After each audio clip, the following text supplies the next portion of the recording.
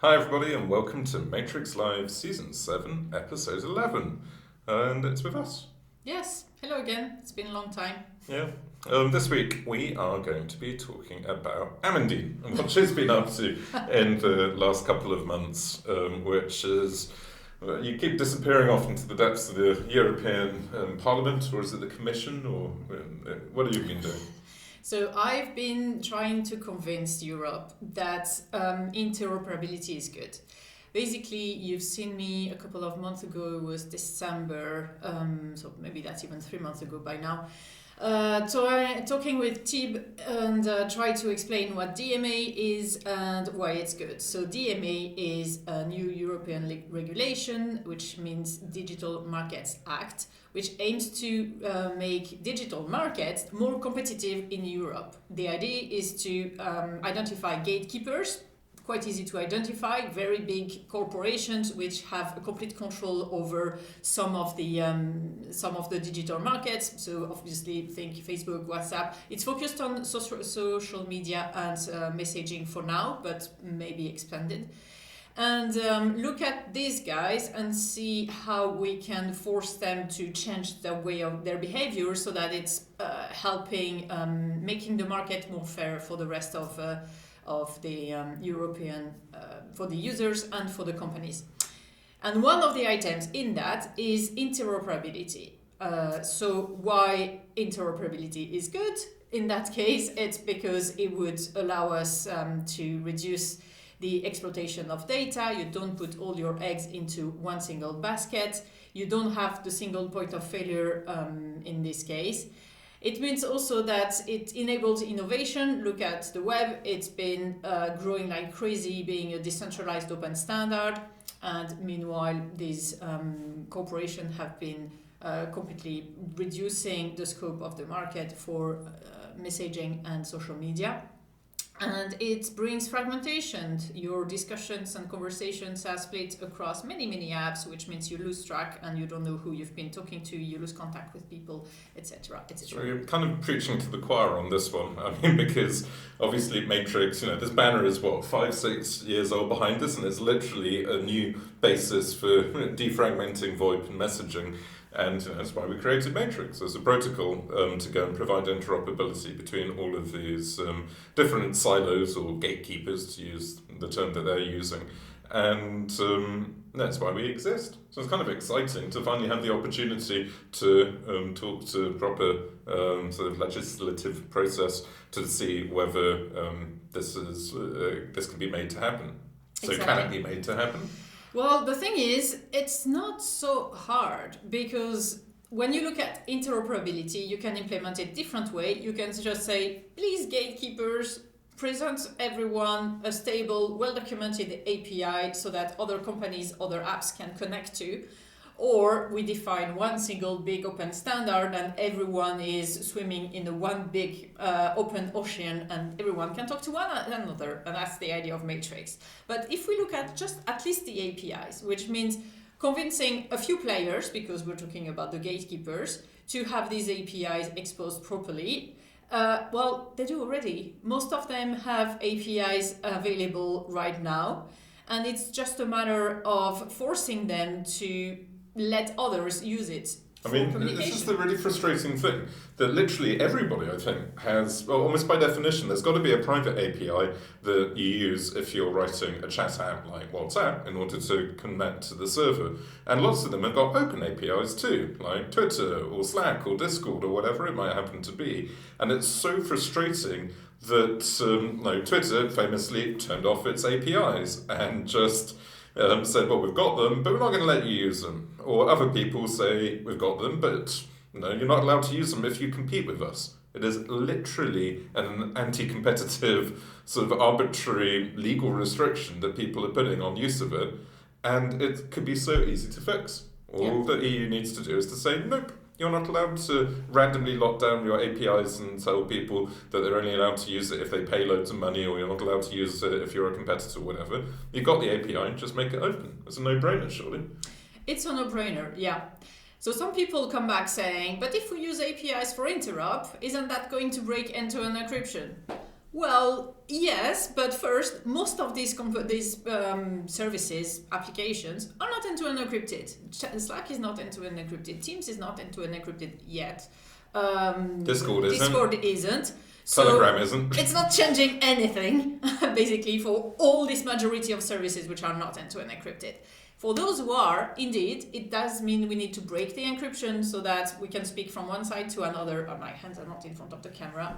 But luckily, we have open standards which do actually support full end-to-end encryption. So it's a matter of getting everyone speaking the same language, and then end-to-end encryption is maintained. Yeah, it's not like there isn't. It's not like there is not a solution to this. Obviously, if we went to Signal tomorrow and said, hey guys, if you want to operate in the EU, you've actually got to talk Matrix rather than Signal, I don't think that Moxie would like that very much.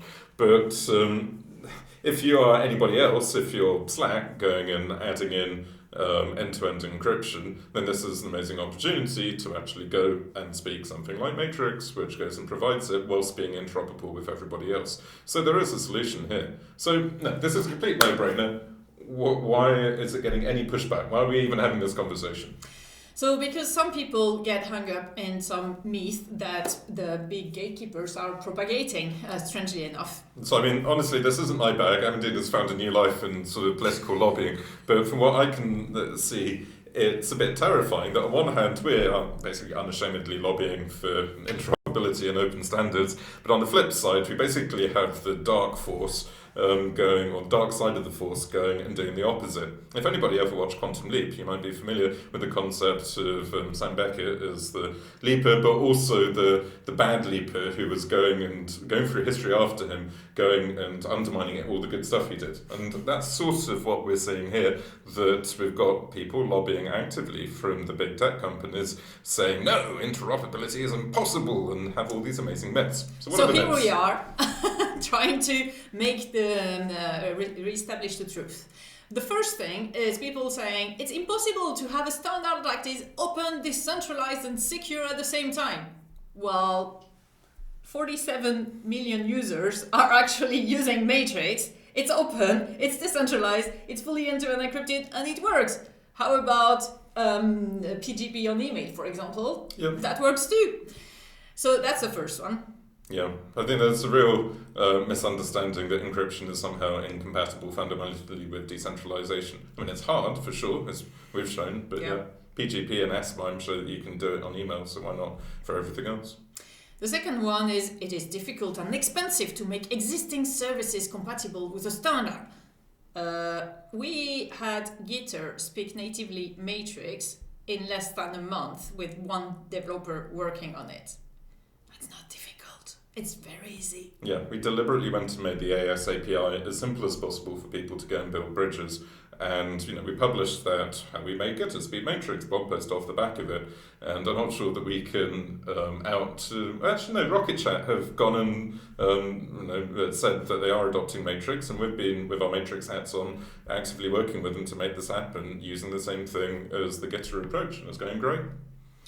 Myth number 3, interoperability is incompatible with end-to-end encryption. Well, we said it. If everyone speaks the same language, which supports end-to-end encryption by default, then that's moot completely. If you go via APIs and you're trying to get an encrypted service to talk to another encrypted service, yes, that's a bit harder.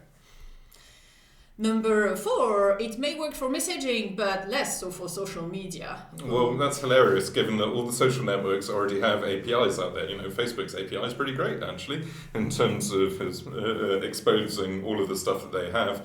And if you try to map Facebook's API onto another social network, even something quite different like Twitter, it's not rocket science to go and bridge between the two. There is going to be an impedance mismatch, but it's no worse than Slack versus Discord or Discord versus WhatsApp. The next one is that interop is not compatible with data privacy. Well, first it gives the user the ability to choose who they trust with their data. So that's a first step towards data control and privacy. If you choose the right provider, then your privacy will be preserved. The other thing is the DMA doesn't live in a vacuum. It's all out there alongside the GDPR and the Data Act, etc., which give people rights about their data. So everything can be built around this with complete respect for the user's privacy. But this is a bit of a scary one, because we saw people almost non-ironically asking us about this from the European Parliament and saying, but if this is built on an open standard, won't people just suck up all of the information and do terrible things with it, including like private messages and metadata and things? And we said no, because the whole point is that it will still be gated behind the normal access control that you would ever use. And in fact, if it was using Matrix as a protocol, one of the big academic novelties we have is decentralized access control to make damn sure that data isn't exposed to random people out there. It's only the servers who are participating in the conversation who can see it. You can't just suck it up and use it somewhere else. So it was a bit scary to see that complete lie basically being pushed by the opposition as a excuse on why interoperability is fundamentally unsafe somehow. It just isn't. The other thing is that users may have different threat models, and you don't have to use it. If you just want to communicate with people using the same provider that you trust, then you do, and you don't interoperate. That's the other way. Myth number 6, there is no user need. So this one is a big one. Everyone is like, oh, but I'm very happy to have 10 messaging apps on my phone. So we've done a quick research with our Element hat on in terms of, okay, how are you using it? How is you using messaging? Are you losing touch with people? And it's like 25% of people using only 2 messaging apps lose contact with friends or miss events or this sort of things. And if you become a heavy user, of like 5 or more communication app, it's up to 75%. And even that, we had the organization in Germany for user, how do you say? Consumer rights? Yeah, consumer rights and this sort of thing. So they did a research on that. And basically it turns out that if interop was available, 33% of one-third of the people would actually change their main service. But the thing is that once this happened, and people understand what interop brings and how it is, and how it can help them, then this is probably going to increase a lot. So user needs, it's a bit like when you, a few centuries back, you talk to people and say, hey, what do you want to go faster from one place to another? We want faster horses. Who can imagine that cars could exist one day, right? So we need to help people by demonstrating how good it is. Also, it's a kind of slow decline into an awful UX that, back in the day when there were very few chat apps out there, people weren't so worried about it. But then you fast forward 10 years and they literally have 10 different ones they're juggling, and it's just a joke. It's like a bad joke that has been inflicted on the public. Then you got myth number 7, that there is no demand from European companies. So the thing is, these companies are probably dying before they can ask for it because it's so restrictive. There are many companies coming together to lobby for this, including people from the Coalition for Competitive Digital Market, and the thing is, it's going to bring. It means that companies will have the ability to compete on the value they bring, and they will have the ability to innovate on business models, etc. Once we've opened up the interop there. And it's a common thing that people say, hey, you're going to launch a social network, and people say, what? Why the hell would you launch a social network when Facebook is already there? But what if there was a way to actually just provide something that would work with the users out there, rather than feel that you've been crushed into obscurity already by this massive juggernaut? And then you can just go and target a very niche market, but that's fine because your users will be happily talking to the rest of the network and they won't feel completely locked and stuck into emptiness. Myth number 8. It is better to require providers to have open and stable APIs than define a single open standard. As we said, open APIs is a first easy step, but does create some problems with end-to-end encryption. And open standard is for us is the future, is where we think it's we should be going, obviously. And also it makes it easier to actually plug things together if everybody's, heaven forbid, speaking the same language, rather than everybody just opening up their existing custom APIs, which is just busy work for everyone. So it's a stepping stone, I see it as. It's a stepping stone. Also, open APIs mean that everyone has restricted resources, so we'll just do the integration to the big ones, and it's leaving the gatekeepers at the center of the ecosystem. So stepping stone, not the final goal. And myth number 9, that an open standard limits innovation if it defines a lowest common denominator. This one really pisses me off because we've had it levelled against us at Matrix from day one, saying, an open standard just means it's going to be a terrible experience for everybody, which is so frustrating because it actually works the opposite way round. That people can differentiate. In fact, it makes it easier to differentiate. Because I feel I've got some amazing feature on my app which isn't expressed in Matrix today. I can go and say to Amandine on her different app and send you a MRI image, say, and you'll get a download of an MRI image or something fairly useless. And I would say, well, what do you think? And he said, well, I can't view it. And I said, well, if you were using my amazing app, then you would be able to view it. So it's actually onboarding you, giving you a reason to use my app. I've actually done something differentiating and useful as a reason to use my app, rather than trapping you there as a hostage, as is the case today. Exactly. Myth number 10, it would be impossible to moderate social networks built on an open standard. It would basically force you to actually moderate it properly, rather than hiring 50,000 moderators and then locking them in a dungeon and telling them to execute a rule book to censor all the nipples or whatever thing that your particular social network really doesn't like. And again, this isn't an unsolvable problem. In fact, we're working on it right now. We're working on it. We have already a bunch of tools. The key is to provide these tools to everyone actually building on the open standard. So we're doing it with Matrix. It works. There is still work to be done, but as the contrary, it means we have to solve it in a morally relative way as opposed to single subjective moral applied. And finally, it will take years before being able to define an open standard. Well, if only we already had one. Or 2 or 3. It's not as if no one had tried before between ActivityPub and XMPP and us.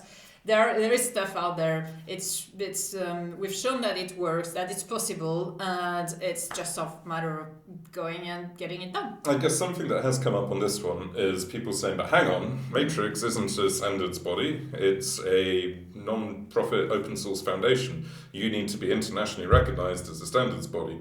Well, first of all, it turns out that there isn't a standards body for standards bodies, as far as I know. And so actually getting accreditation to say, look, Matrix really is a standards body is a very subjective thing. But practically speaking, we are a open governance, open foundation, open standard that anybody can go and contribute to. And they do. You look at the stats of the people who contribute MSCs today, and it's almost even split between the community and the people who created the project and folks who are hired to work on it. And we've been looking more seriously at whether we should shift Matrix to the IETF or ETSI or W3C or some other standards body. And we're certainly putting the groundwork in place, but right now things are still moving pretty fast, and I think that we are a viable standards body. We're certainly as legitimate as the XMPP Standards Foundation or a social working group inside the W3C. So there you have it. That is the rant that we've been delivering, or that you have been delivering to our European colleagues. And if you know anyone who may need answers to all these myths, please share them around. Apparently, I've been told that slapping them on buses in Brussels was not a good idea, so I'm trying to Really? access every channel that I can. But it's depressing to have we've been working on it for 8 years now. we've seen it working, we've hit all the problems, we've answered all the questions, we've been explaining that for 8 years. Now it's just we need to get in touch with the right people so they do actually understand. Are we allowed to talk about the conversation we had yesterday? I don't know. Maybe Okay, not. probably not. But basically, we had a really interesting conversation with somebody in the legislation who really got it, and it was exciting and nice to talk to a politician who is also enough of a hacker to understand the benefits of this. And I don't know, I'm cautiously optimistic that this might work, but please pass it on, tell everybody, encourage anybody who has connections with Europe to go for it rather than getting confused and listening to the propaganda done by the other guys. Also, especially in the French world, because I've been told that it's hard to convince France that interoperability is good, which is particularly frustrating for me. Parlez-vous français? Non, plus. J'ai abandonné. So there you have it, everybody. Hopefully we can go and make the world a better place via legislation as well as tech. Don't worry, we will continue, obviously, to spend all the rest of our time making Matrix amazing, but for you would want to know that we're also trying to encourage countries to do the right thing as well. Yeah, basically this could be a shortcut because we still continue doing the same, proving by example that it works. If we can get regulation against us, it just go faster. So, yeah. On that bombshell, let's go have a weekend. Bye.